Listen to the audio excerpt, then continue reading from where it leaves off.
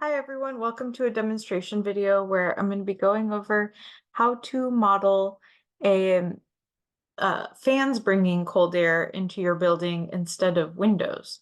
So this is interesting control that you're able to set up in Honeybee Energy. Um, and it basically simulates a fan that can bring outdoor air inside to cool your building. And whenever you bring outdoor air inside, you want to make sure that you aren't pressurizing your building because you can imagine that if you keep bringing air inside, just like a balloon expands because of the pressure, your house won't expand, but it will become pressurized and it would be more pressurized than the outside. So you need to have balanced ventilation where you also have air going out. So let me see if I can model this. But basically what we want, let's say this is our house. Um, when it's beneficial for us, we want to have a little fan. I'm gonna draw the little blades of the fan. And that fan's gonna turn and it's gonna let cold air in when it's beneficial to us. And it'll come through our building, but we don't want it to um, pressurize our building because that could cause um, other issues. So we want to make sure that this ventilation is balanced and that we have another fan over here that is drawing air. As it goes through our building, it's going to warm up. It's going to pick up the heat that's inside of the building and then it's going to go out. So when we're modeling these fans, we're going to be modeling two fans. This is called balanced ventilation, where you're bringing in air and then at the same rate, you're letting air go out. So you're bringing in cool air. That cool air is going to cool all the things inside the house. It's going to warm up and then it's going to be expelled out. So you aren't pressurizing the building. So that is what we are going to do. And it's actually pretty simple to model. Especially I would recommend watching the video on natural ventilation to learn how to set up the ventilation controls because I'm not going to be going over that in this video. This is where I left off in the last video, setting up the natural ventilation. To set up your fans, you can go to Honeybee Energy, loads, and then Honeybee fan ventilation. So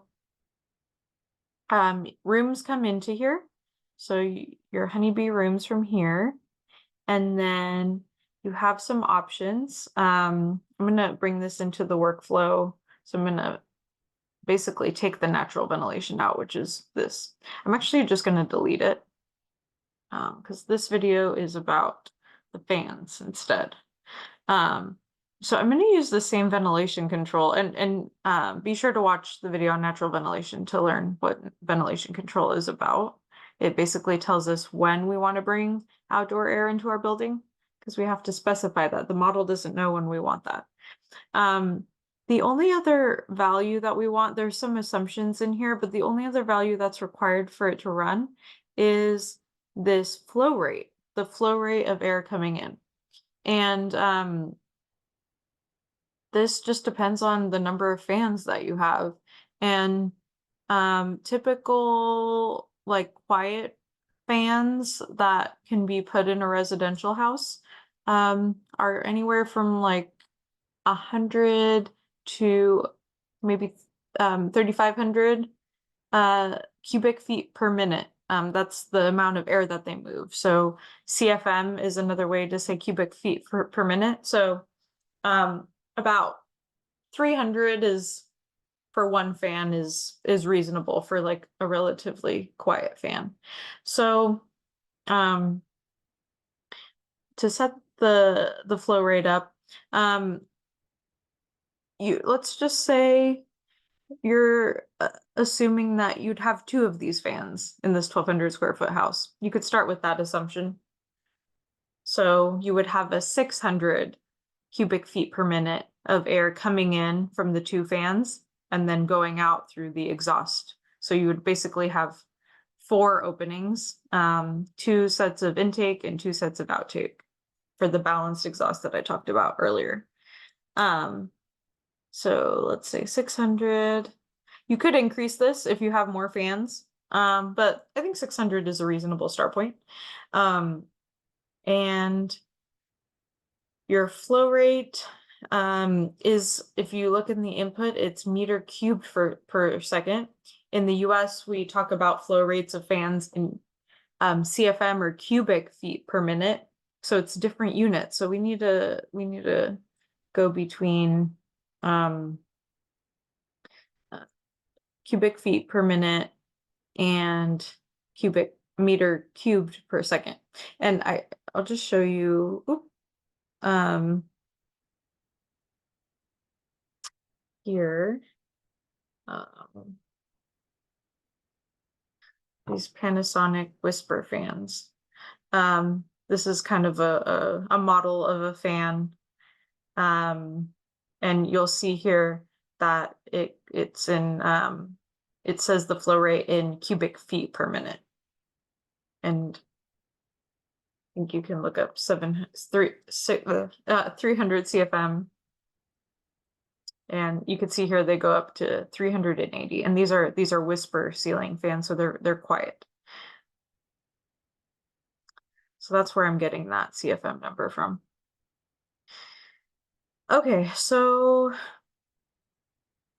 let's go to Honeybee or Ladybug Extra, and then let's go to Ladybug Unit Converter, and we are going from CFM to meter cube per second.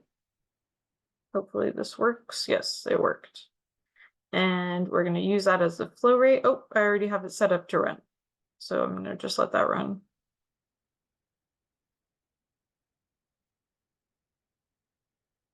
Now that we've set up this fan, one kind of annoying thing is, well, it's not annoying, but something that we need to consider is I'm coming over here for the annual energy EUI results, and you'll see that another end use got popped up here.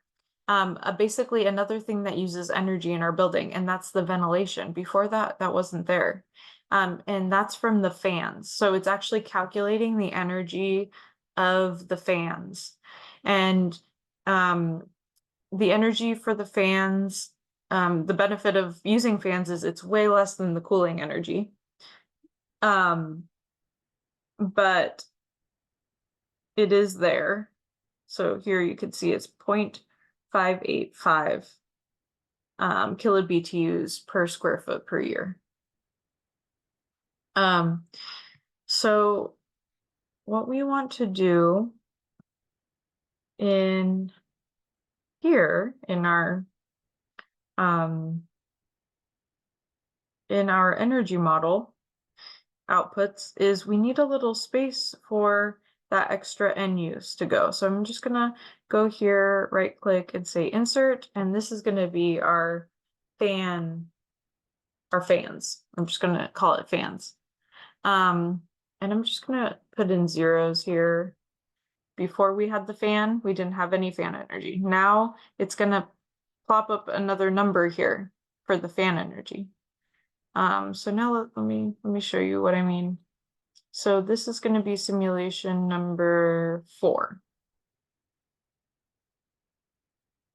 And I'll write that. So now we can see that, oops, this is in the wrong order. So actually the fans got put over there. Okay, wait, I'm gonna go back. Sorry for the confusion. I'm going to delete this. So the fans actually go here. It's just the order that Ladybug writes it in. Okay, let's try this again. Sorry about that. Hopefully that wasn't too confusing. So let's try writing this again. Okay, now this is good. So we got some fan energy that wasn't there before. And you can see that this is this yellow row were the results from the natural ventilation. So this isn't as effective as natural ventilation at bringing in the cold air. It's working not as effectively, and the way I know that is because the percentage of time that the indoor air temperature is above 83 is more than with the natural ventilation, which is highlighted here. These are my latest results from the fan energy. I could increase my my CFM flow rate here. So I could assume that they have, maybe in this house, they have one additional fan. So instead of having 2 fans, they have 3 fans, which I don't think is that unreasonable. So you could play around with increasing the flow rate. That might bring this number down, but it's still decreased, made an improvement over our original. If you remember from the last video, this was our original indoor temperatures before we added any natural ventilation. So you're still getting a benefit, but it's definitely not as much as opening and closing the windows. But perhaps increasing the flow rate would get you there. Okay, hopefully that was clear, or wasn't too confusing with the changes that I made in the video. But yeah, feel free to let me know if you have any questions when you go through this. Okay, thanks.